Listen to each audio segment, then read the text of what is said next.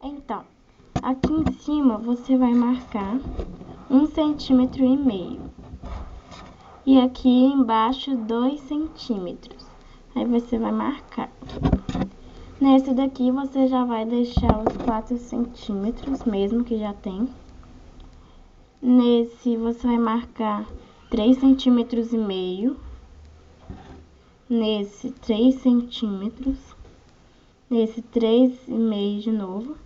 E nesse também 3,5. Então, vocês vão ligar todos os pontos. Esse aqui você liga assim, que é o pescoço da Barbie. Esse você vai ligar aqui.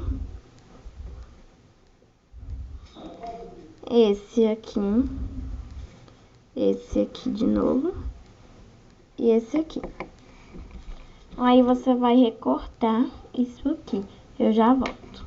Ah, gente, eu também esqueci de falar que aqui vocês têm que fazer um vãozinho, ó, pra recortar assim. Eu esqueci de falar e olha como que saiu. Saiu ruim. Tem que sair assim.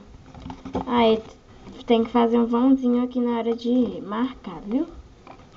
Então, basicamente o molde é isso.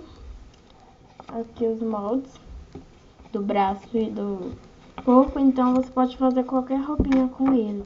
Aí você faz assim, marca no pano. Faz qualquer roupinha com ele. E não precisa de fazer um monte desses. É só você marcar em outra folha e passar pra fazer o molde da roupinha que você vai fazer. E marcar pro pano. Depois eu vou ensinar a fazer algumas roupinhas também, viu? Então, se você gostou do vídeo, clique em gostei.